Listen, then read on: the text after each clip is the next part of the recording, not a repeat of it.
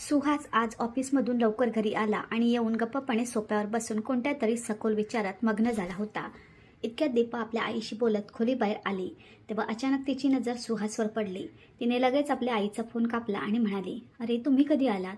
मला आवाजही दिला नाही. काय झाले? ऑफिसमध्ये सर्व ठीक आहे ना? मी काही दिवसापासून नोटीस करत आहे की तुम्ही आजकाल खूप उदास राहता. तेव्हा सुहासने दीर्घ श्वास घेत म्हटले, दीपा तुला तर माहीत आहेच की बाबांच्या जाण्यानंतर आई किती एकटी झाली आहे. वरून आता तिची तब्येतही ठीक नसते. मी विचार करत आहे की या महिन्यात आईला येथे घेऊन यावे. आई आपल्यासोबत राहील तर पियुष सोबत तिचे मन रमेल आणि पियुषलाही आजीचे प्रेम मिळेल आणि तुलाही त्याला सांभाळणे सोपे होईल. हे ऐकून दीपा काहीच बोलली नाही. तेव्हा सुहासने थोडा वेळ थांबून पुन्हा म्हटले, दीपा बस, मला तुला एवढेच सांगायचे आहे की माझ्या आईला तुझी स्वतःची आई समज. त्यांना कधीही सासू समजू नकोस. बाबांच्या जाण्यानंतर त्यांच्या आयुष्यात एक रिकामेपणा आला आहे. मला वचन दे की तू तो रिकामेपणा भरून काढण्यात माझी मदत करशील. असे म्हणताना सुहासच्या डोळ्यात आईसाठीची काळजी स्पष्ट दिसत होती.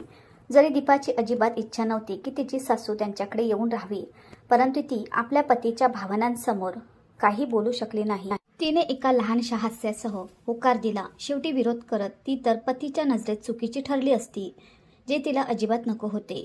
दुसऱ्या दिवशी सुहास आपली आई सुमतीजी यांना गावातून घेऊन आला. घरात पाऊल ठेवताच सुहास म्हणाला, आई हे फक्त घर आमचे घर नाही, तुझेही घर आहे. या घरावर आमच्या आधी तुझा अधिकार आहे. हे ऐकून सुमतीजींचे डोळे भरून आले. त्यांना आपल्या मुलाचा अभिमान वाटत होता. परंतु दुसऱ्या बाजूला स्वयंपाकघरात उभी असलेली दीपा आतल्या आत रागाने जळत होती. सुमतीजी खूप कामसू आणि समजूतदार महिला होत्या, म्हणूनच आल्या आल्या त्यांनी स्वयंपाकघराचे सर्व काम सांभाळले. त्यामुळे दीपाला खूप आराम मिळू लागला.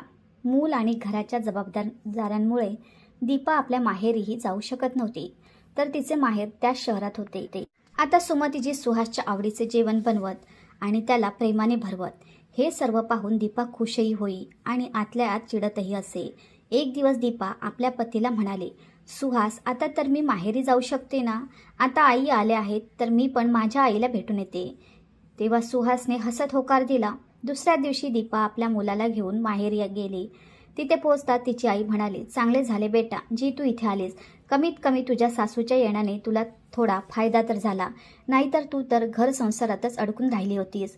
दीपाने तोंड वाकडे करत म्हटले, आई ते सर्व ठीक आहे, पण तुझे जावई तर पूर्ण श्रावणबाळ बनले आहेत. आईच्या आल्यानंतर जणू पत्नीवरून लक्षच उडाले आहे. हे ऐकून दीपाची आई लगेच म्हणाली, बघ बेटा, जावई बापू तर खूप भोळे आहेत, पण आपल्या सासूला सरळ समजू नकोस. ती इतरांसमोर सरळ बनते आणि जावई बापूंना आपल्या बोटावर नाचवते. तू सावध राहा. त्यांच्या माया जालात अजिबात अडकू नकोस, नाहीतर पूर्ण आयुष्य तुलाही नाचवेल. जास्त त्रास दिला तर गावाचा रस्ता दाखवून दे.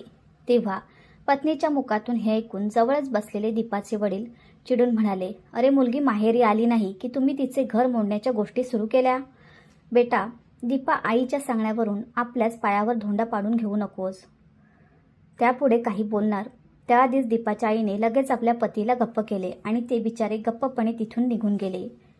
काही दिवसानंतर सुहासचा वाढदिवस आला. तेव्हा सुमतीजी खाटेवर झोपून जुन्या दिवसांची आठवण काढत होत्या की कशा त्या दरवर्षी आपल्या मुलासाठी केक बनवत असत, त्याला सरप्राईज देत असत आणि त्याचा चेहरा आनंदाने खुलून उठत असे. त्यांनी मनातल्या मनात विचार केला की इतक्या वर्षानंतर पुन्हा संधी मिळाली आहे तर का नाही आपल्या मुलासाठी तेच जुने क्षण पुन्हा जागून घ्यावेत. तब्येत खराब असूनही त्या स्वयंपाकघरात लागल्या. त्यांनी आपल्या मुलाच्या आवडीचे जेवण आणि केक बनवणे सुरू केले. मुलाच्या एका हास्यासाठी त्या आपल्या सर्व थकवा विसरल्या होत्या. जवळपास 1 तासानंतर सुहास दीपाला घेऊन घरी परतला तर पूर्ण घर जेवणाच्या सुगंधाने दरवळत होते. सुमतीजी लगेच स्वयंपाकघरातून केक घेऊन आल्या आणि म्हणाल्या, वाढदिवसाच्या शुभेच्छा बेटा. देव तुला माझेही आयुष्य देवो. सुहासने हसत केक कापला.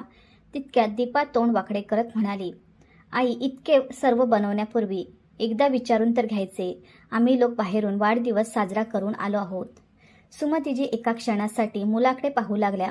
तेव्हा सुहास म्हणाला, आई तिच्या बहिणीने पार्टी ठेवली होती म्हणून बाहेर जेवावे लागले, पण तुझ्या हातच्या केकसारखी चव तिथे कुठे होती? बस, मुलाची हीच गोष्ट ऐकून सुमतीजी यांचा सर्व थकवा पळाला. त्यांनी प्रेमाने आपल्या नातवाला म्हणजे पियुषलाही केक भरवू इच्छिला, पण तितक्यात दीपाने झटकन मुलाला आपल्या कडेवर उचलले आणि म्हणाली, आई याला काही देऊ नका, मी याला जेवण भरवले आहे असे म्हणत ती मुलाला घेऊन खोलीत निघून गेली. सुहास आईचे मन राखण्यासाठी त्यांच्यासोबत बसला आणि एक चपाती खाऊन म्हणाला, आई, तुझ्या हातचे जेवण खाऊन मजा आली. हे ऐकून सुमतीजी यांचे मन तृप्त झाले. परंतु दुसऱ्या बाजूला खोलीत बसलेली दीपा रागाने जळत होती. रात्री जेव्हा सुहास खोलीत आला तेव्हा दीपा जणू त्याचीच वाट पाहत होती. तिच्या चेहऱ्यावर राग स्पष्ट दिसत होता. जसा सुहास खाटेवर बसला तशी ती मोठ्या आवाजात म्हणाली, मला समजत नाही सुहास की जर तुम्ही बाहेर जेवून आले होते तर इथे जेवणाची काय गरज होती. सुहासने शांत स्वरात म्हटले, अरे आईने इतक्या प्रेमाने बनवले होते म्हणून एक चपाती खाल्ली. तर दीपा लगेच म्हणाली, अच्छा, हाच नियम प्रत्येक ठिकाणी लागू का होत नाही. आठवते आहे मागच्या वेळी जेव्हा तुम्ही मला माहेरी सोडायला गेले होते तेव्हा माझ्या आईने तुमच्यासाठी किती काही बनवले होते. तुम्ही काही म्हणालात की माझे पोट भरलेले आहे आणि आज आपल्या आईच्या हाताचे जेवण खाण्यासाठी पोटात जागा झाली. हे ऐकून सुहासने रागाने म्हटले, प्रत्येक गोष्टीला चुकीचे वळण देणे तुझी सवय बनली आहे. तिथे तुझ्या आईने नोकरांकडून जेवण बनवले होते, पण माझ्या आईने आपली तब्येत खराब असूनही स्वतः आपल्या हाताने सर्व काही बनवले आहे आणि तेही फक्त माझ्या आनंदासाठी. तर दीपा म्हणाली, तुम्हाला तर बस आपल्या आईचा आनंद असतो, पत्नी आणि तिच्या कुटुंबाच्या आनंदाची कोणतीही पर्वा नाही. सुहासही आता आपला आवाज मोठा करत म्हणाला, मी तुझ्यासोबत बाहेरही गेलो, तुझ्या कुटुंबासोबत वेळही घालवला, तरीही तू नाराज आहेस. आईनं तर या गोष्टीचाही राग मानला नाही की आपण बाहेर पार्टी करून आलो आहोत. हे ऐकून दीपा टोमणा मारत म्हणाली, आई यांनी आता समजले पाहिजे की मुलाच्या आनंदातच यांचा आनंद आहे. त्यांना माहीत होते की आपण उशिरा येऊ, तरीही एवढा पसारा करण्याची काय गरज होती. उशिरा रात्रीपर्यंत दोघांमध्ये वाद होत राहिला. त्यांना हे माहीत नव्हते की खोलीच्या बाहेर बसलेल्या सुमतीजी हे सर्व ऐकत होत्या. सुनेच्या गोष्टी ऐकून त्यांचे मन तुटले. आजपर्यंत त्यांना वाटत होते की त्यांची सून त्यांचा खूप आदर करते, पण आज त्यांना सत्य समजले होते. त्या आपल्या खोलीत जाऊन गप्पपणे बसल्या आणि विचार करू लागल्या की मी मुलाचे ऐकून शहरात आलीच का. कदाचित माझ्यामुळे या दोघांच्या आयुष्यात अडचण येत आहे. त्यांना तो दिवस आठवू लागला जेव्हा दीपा पहिल्यांदा या घरात सून बनून आली होती. त्यांनी तिला सून नाही तर मुलगी मानले होते, पण आज तीच मुलगी त्यांच्यासाठी मनात इतके विष बाळगत होती. यानंतर घरात काही दिवसांपर्यंत एक विचित्र शांतता पसरली. मग एक दिवस दीपा सुमतीजींना म्हणाली, आई, माझे भाऊ आणि वहिनी परदेशातून आले आहेत. आज रात्री पूर्ण कुटुंब जेवणासाठी येत आहे. जवळपास 10 लोक असतील. तुम्ही सर्वांसाठी जेवण बनवून द्या. मी मार्केटला जात आहे गिफ्ट आणण्यासाठी. सुमतीजी थोड्या घाबरल्या.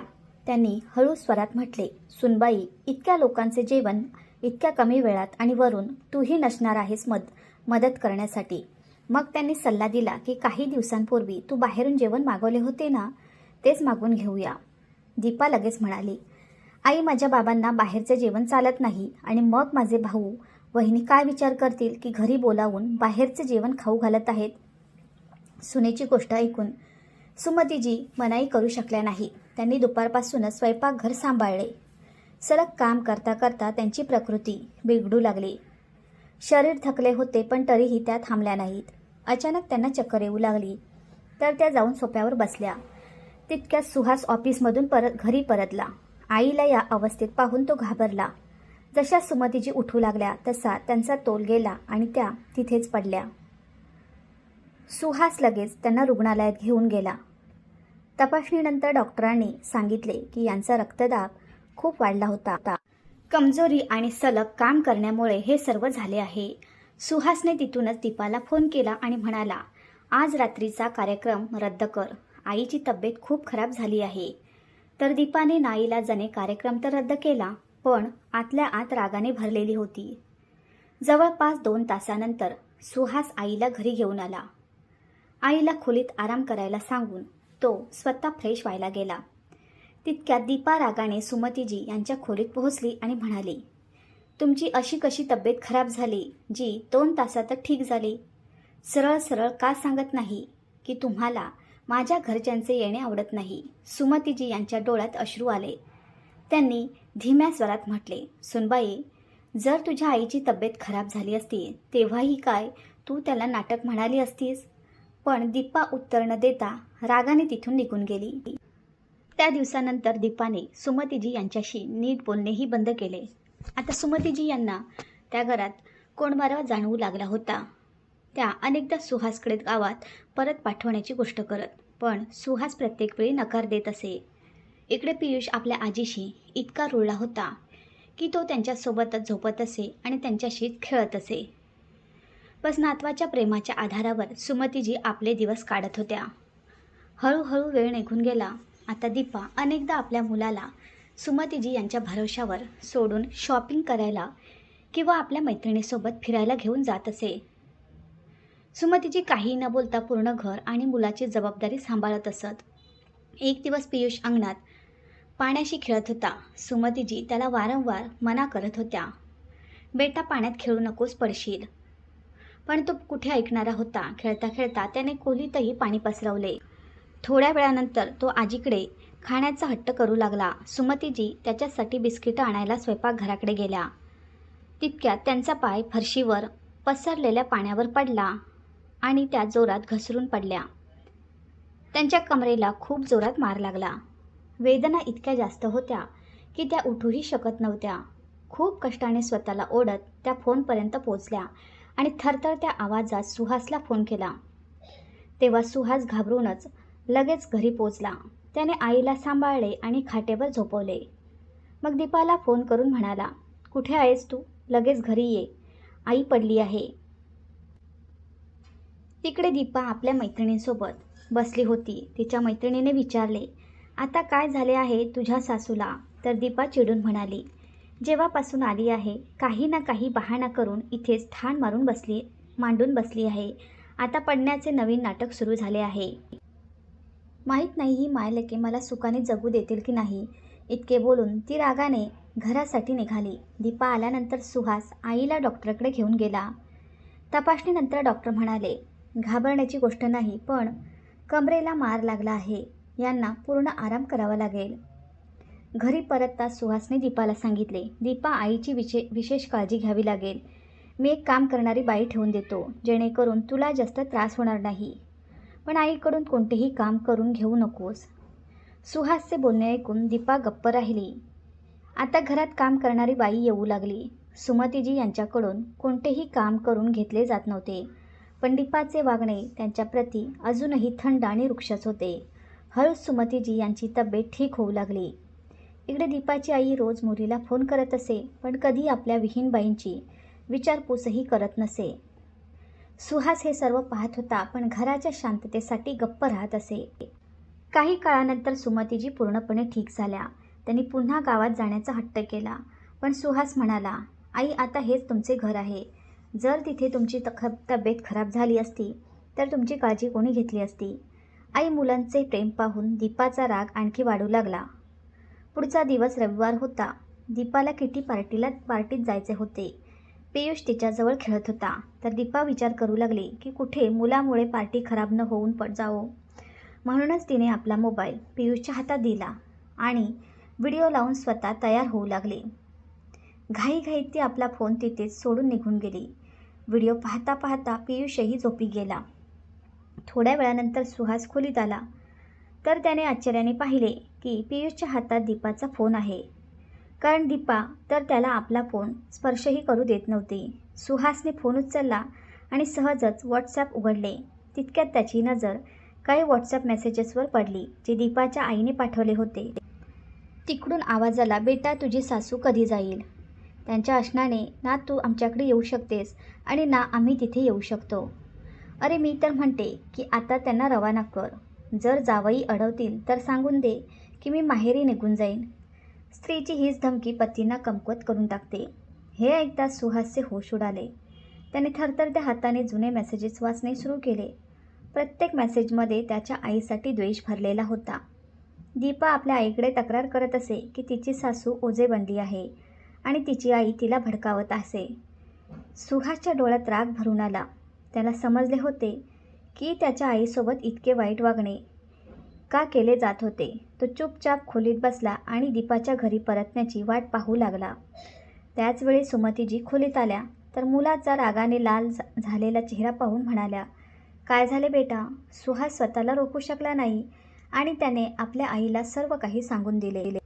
सर्व ऐकल्यानंतर सुमतीजी यांच्या डोळ्यात अश्रू आले, पण तरीही त्यांनी मुलाला सांगितले, बेटा तुला माझी शपथ आहे, सूनबाईला काही बोलू नकोस.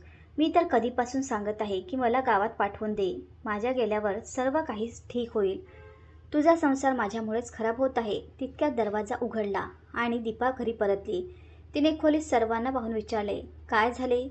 तुम्ही लोक इथे काय करत आहात? सुहासने काहीही न बोलता हसत तिचा फोन तिच्या हातात दिला. तर एका क्षणासाठी दीपा घाबरली. तिला वाटले कदाचित तिचे बंड उघडे पडले आहे. पण जेव्हा सुहास काही न बोलता तिथून निघून गेला तेव्हा कुठे तिचा जीव भांड्यात पडला. पण तिला काय माहीत होते की पुढची सकाळ तिचे आयुष्य बदलणार होती. पुढच्या सकाळी सुहास नेहमीप्रमाणे तयार झाला आणि म्हणाला, दीपा चल तुझ्या माहेरी जाऊया. हे ऐकताच दीपा खुश झाली.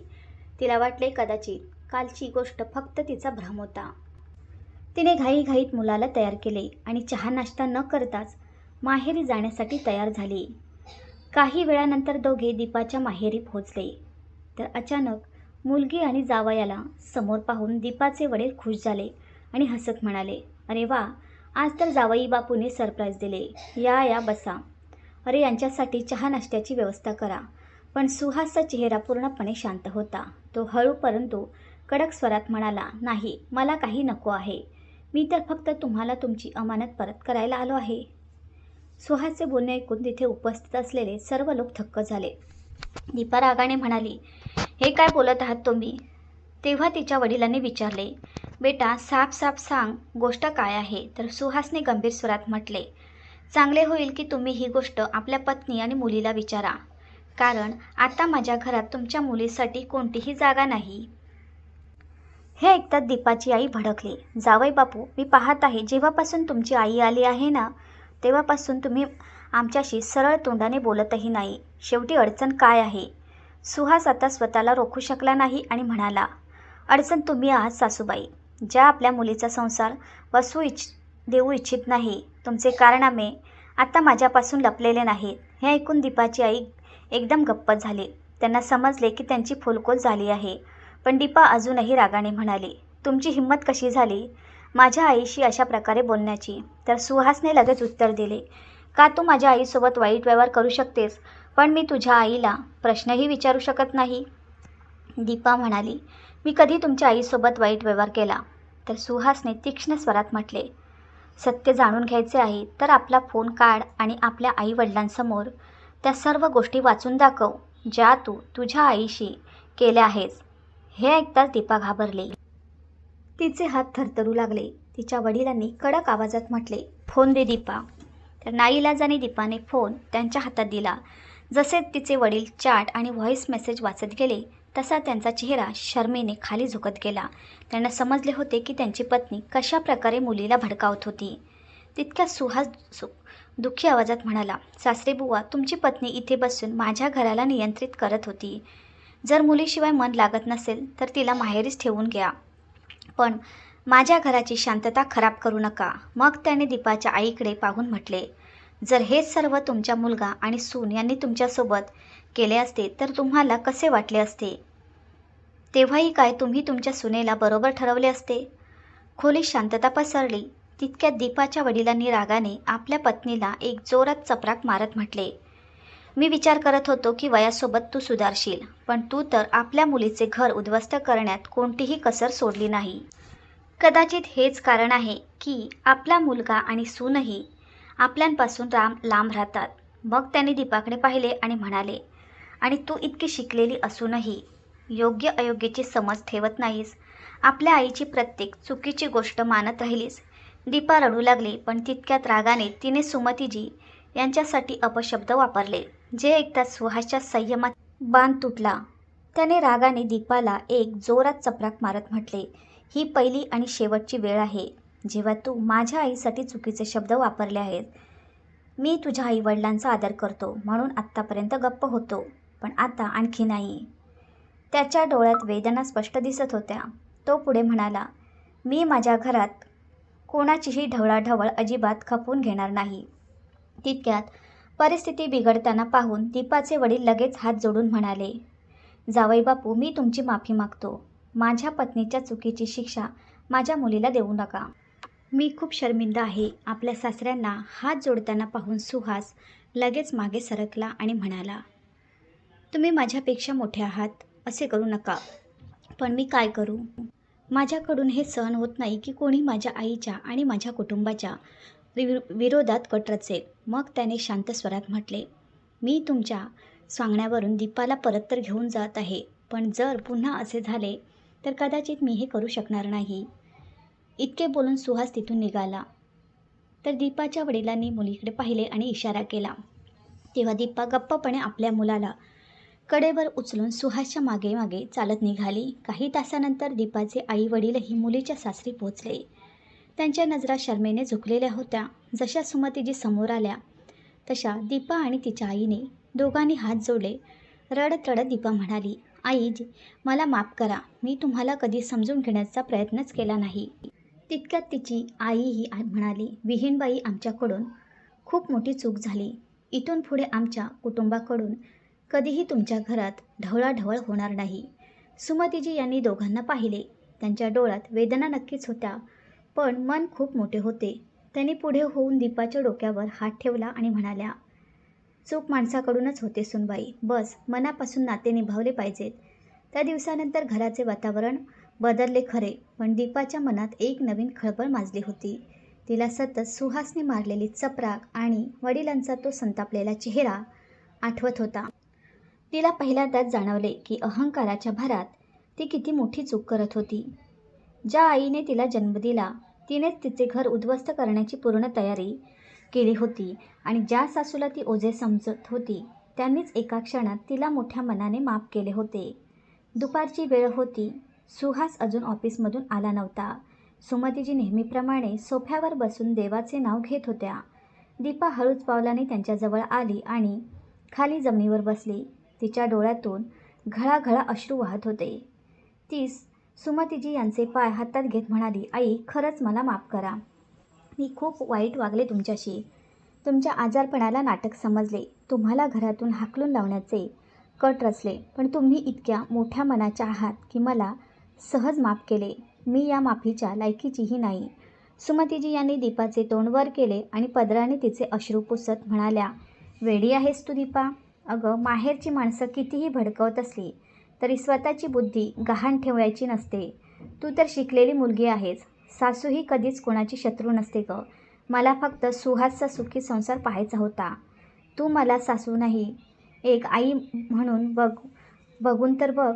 तुला कधीच मी परकी वाटणार नाही. आईचे हे शब्द ऐकून दीपाने थेट सुमतीजी यांना घट्ट मिठी मारली. आज खऱ्या अर्थाने सासू आणि सुनेचे नाते एका पवित्र बंधनात जोडले गेले होते. दीपाच्या स्वभावातील बदल आणि सुहासचा आनंद. त्या दिवसानंतर दीपा पूर्णपणे बदलली. तिने बाहेरच्या लोकांचे विनाकारण फोन घेणे आणि घराच्या गोष्टी बाहेर सांगणे पूर्णपणे बंद केले. आता ती स्वतः सकाळी लवकर उठून सुमतीजी यांच्या आवडीचा चहा आणि नाश्ता बनवू लागली. सुमतीजी जेव्हा जेव्हा काम करायला जात तेव्हा दीपा त्यांना हक्काने थांबवून स्वतः काम करायची. एक दिवस सुहास ऑफिसमधून घरी आला तेव्हा त्याला घरात एक वेगळेच आनंदी चित्र पाहायला मिळाले. दीपा आणि सुमतीजी दोघी एकत्र बसून पियुषला अभ्यास शिकवत होत्या आणि मध्येच काहीतरी बोलून दोघी खळखळून हसत होत्या. सुहास दारातच थांबला. त्याच्या डोळ्यात आनंदाश्रू आले. ज्या घरात शांततेसाठी तो इतके दिवस तडफडत होता ते घर आज खऱ्या अर्थाने गोकुळासारखे हसतमुख झाले होते. रात्री जेवताना दीपाने सुहासच्या पानात त्याच्या आवडीची भाजी वाढली. सुहासने जेवणाचा पहिला घास घेतला आणि म्हणाला, वा, आज भाजीची चव अगदी आईने बनवलेल्या भाजीसारखी आहे. तितक्यात सुमतीजी हसून म्हणाल्या, अरे, ती भाजी मी नाही, तुझ्या दीपानेच बनवली आहे. ती आता माझ्याकडून गावाकडच्या पद्धतीचे जेवण शिकत आहे. सुहासने दीपाकडे पाहिले. दीपाने लाजून आपले डोके खाली केले. सुहासला आता खात्री पटली होती की त्याची दीपा आता जुनी दीपा राहिली नव्हती, तर ती एक समजूतदार पत्नी आणि एक प्रेमळ सून बनली होती.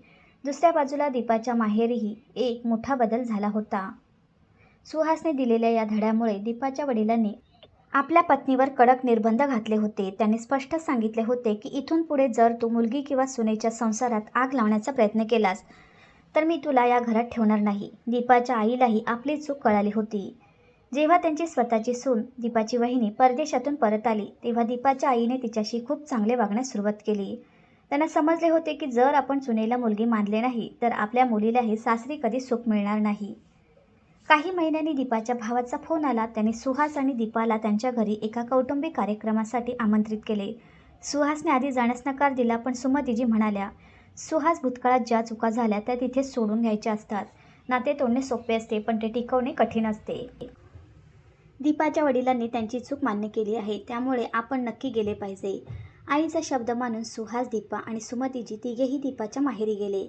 ते जेव्हा दीपाच्या माहेरी पोचले तेव्हा दीपाच्या वडिलांनी स्वतः पुढे येऊन सुमतीजी यांचे स्वागत केले. दीपाच्या आईने सुमतीजी यांच्या पाया पडून आशीर्वाद घेतला. त्यांच्या चेहऱ्यावर आता तो पूर्वीचा अहंकार नव्हता, तर एक नम्रता आणि आदर होता. दीपाच्या वडिलांनी सुहासला जवळ घेतले आणि म्हणाले, जावई बापू, त्या दिवशी तुम्ही जे केले ते कदाचित माझ्यासाठी क्लेशदायक होते, पण ते अतिशय गरजेचे होते. तुम्ही फक्त माझ्या मुलीचा संसार वाचवला नाही, तर माझ्या पत्नीला आणि मलाही एक योग्य मार्ग दाखवला. आज तुमचे आभार मानायला माझ्याकडे शब्द नाहीत. सुहास शांतपणे हसला आणि म्हणाला, बाबा, मी फक्त माझ्या कुटुंबाचे रक्षण करत होतो. मला तुमच्याबद्दल नेहमीच आदर होता आणि राहील.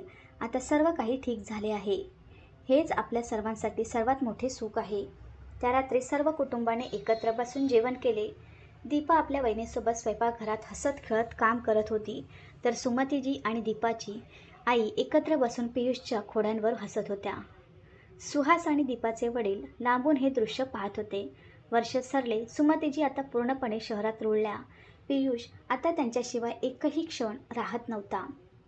दीपा आता प्रत्येक छोट्या मोठ्या गोष्टींसाठी सुमतीजी यांचा सल्ला घेत असे. एक दिवस सुहास आणि दीपा त्यांच्या खोलीत बसले होते. सुहासने दीपाचा हात आपल्या हातात घेतला आणि म्हणाला, दीपा, आज मी खूप खुश आहे. तू माझ्या आईला दिलेले हे प्रेम पाहून मला तुझ्याबद्दल आदर आणखी वाढला आहे. मला माफ कर. त्या दिवशी माहेरी मी तुझ्यावर हात उचलला होता. दीपाने सुहासच्या ओठावर हात ठेवला आणि म्हणाली, नाही सुहास, ते गरजेचे होते. जर त्या दिवशी तुम्ही मला तो आरसा दाखवला नसता तर आज मी एका सुंदर कुटुंबाला आणि तुमच्या प्रेमाला मुकली असते. तो सासूचा माज नव्हता सुहास, तर तो माझ्या आईने माझ्या मनात भरलेला अहंकार होता, जो तुम्ही एका झटक्यात उतरवला. आज मला सासूच्या रूपात दुसरी आई मिळाली आहे. यापेक्षा मोठे भाग्य माझ्यासाठी काहीच नाही. घराच्या अंगणात पियुष आजीच्या कुशीत झोपून चांदोबाची गोष्ट ऐकत होता. रात्रीच्या त्या शांततेत सुहासचे चेहऱ्याने नटलेले ते घर खऱ्या अर्थाने आनंदाचे माहेरघर बनले होते. कुप्रवृत्तीवर सुप्रवृत्तीचा विजय झाला होता आणि एका सुखी संसाराची नवीन पहाट झाली होती.